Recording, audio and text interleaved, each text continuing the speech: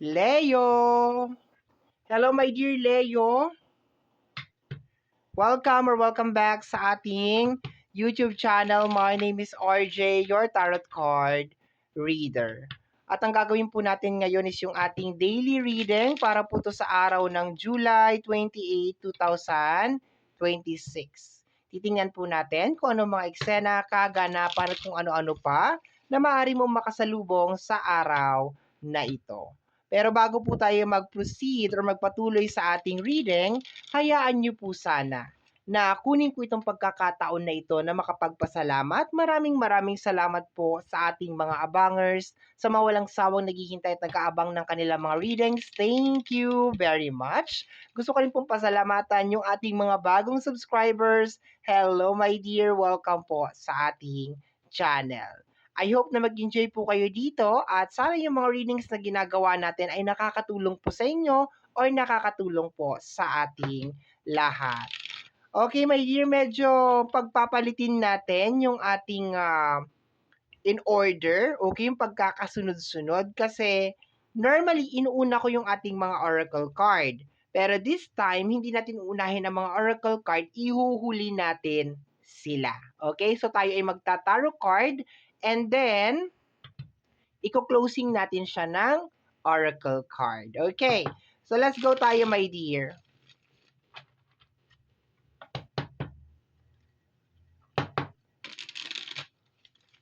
Okay, I think okay na to.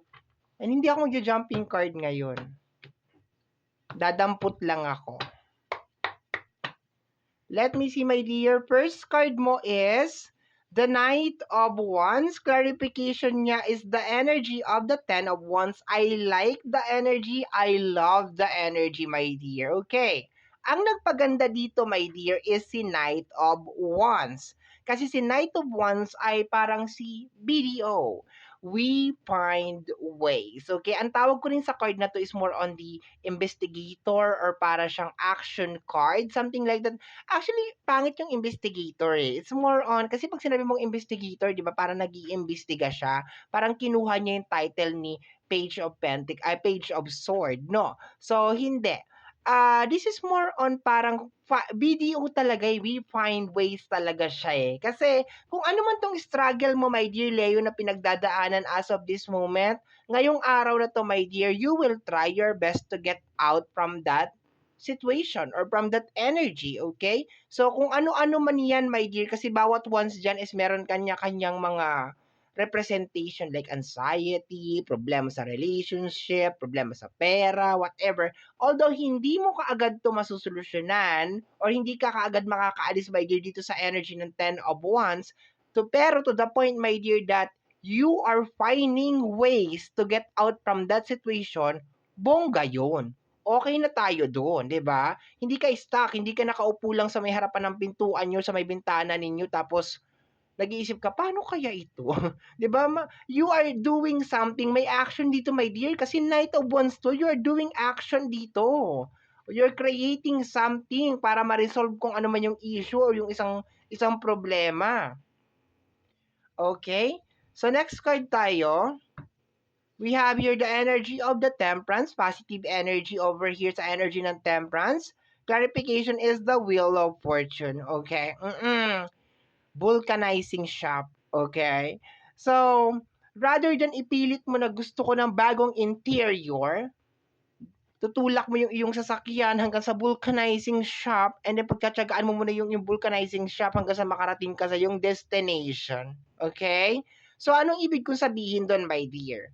Sometimes, pag nagsasama tong dalawang card na to, this is just a reminder na minsan meron tayong mga gustong mangyari na hindi talaga natin mapipilit.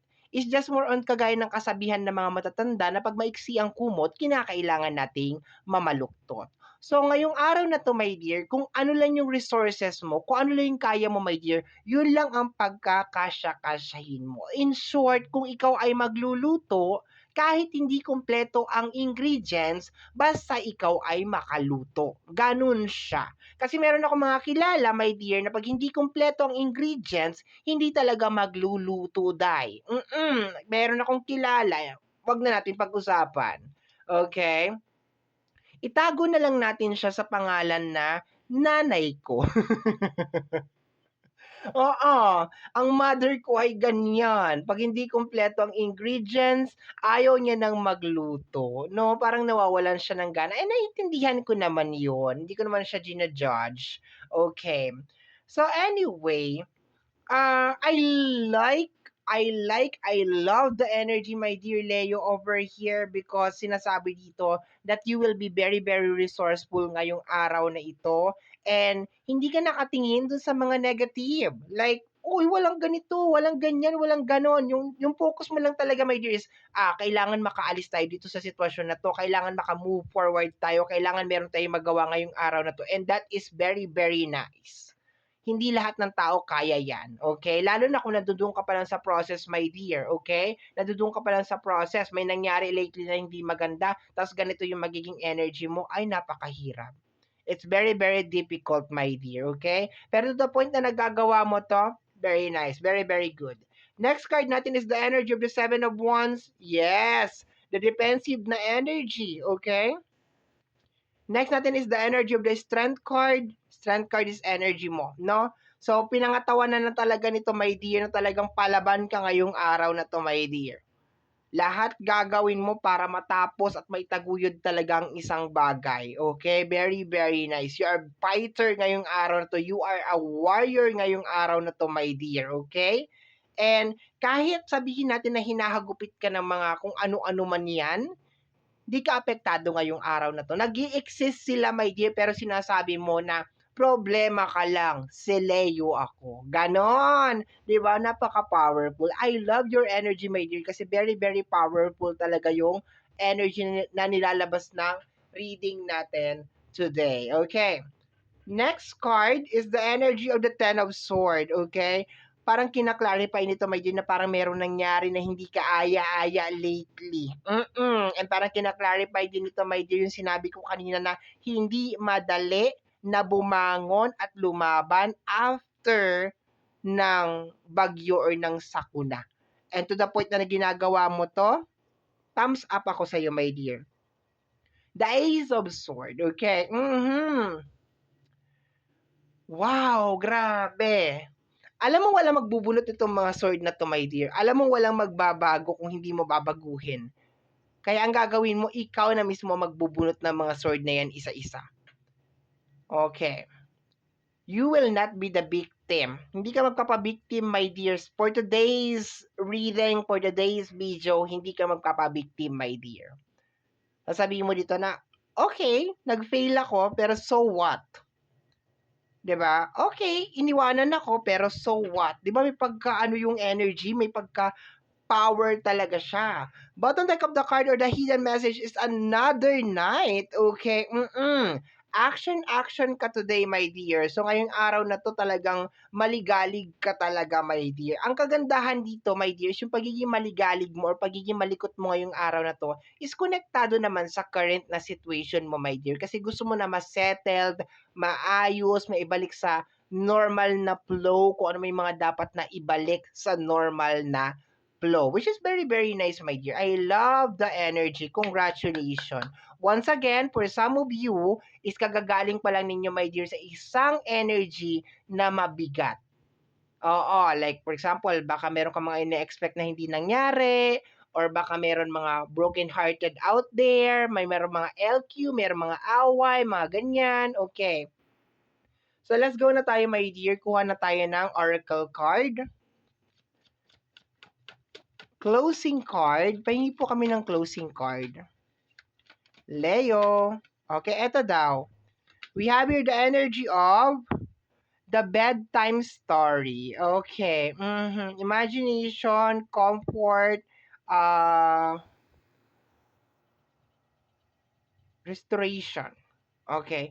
Bedtime story. It's more on parang ang nakukuha ko sa card na to is more on parang sweet dreams on the beautiful nightmare. Tatanggapin mo na parang isang bangungot lang ang lahat. Ganon. Alam mo yung typical na parang nagising ka and then, okay, bangungot lang ang lahat. Okay, isang malaking bangungot lang kung anong nangyari. Tapos kakapain mo yung sarili mo, 'di ba? Alam mo yung parang kagigising mo lang, alam mo yun, sa kalagitnaan ng gabi tapos bigla kang binangungot ka, tapos kinapa pa mo yung sarili mo, ay salamat, panaginip lang pala. Parang ganon yung energy dito, my dear, the bedtime story, okay? It's more on parang fairy tales lang yun nangyari. Hindi talaga siya totoo, like nagising ka dun sa isang illusion, something like that. Okay, let me see, my dear. And sabi ko nga kanina, na kung ano man 'tong sitwasyon na 'to, walang ibang mag-aalis sa'yo kung hindi ikaw lang din. Walang ibang magko-comfort sa'yo kung hindi ikaw lang din. So, you will be telling yourself na it is just a dream. It is just a bedtime story, 'di ba?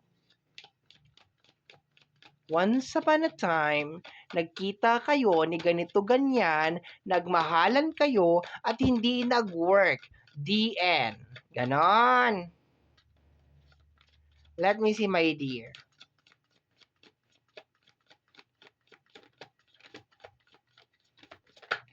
We have here energy ng rebound, temporary comfort, avoiding loneliness, quick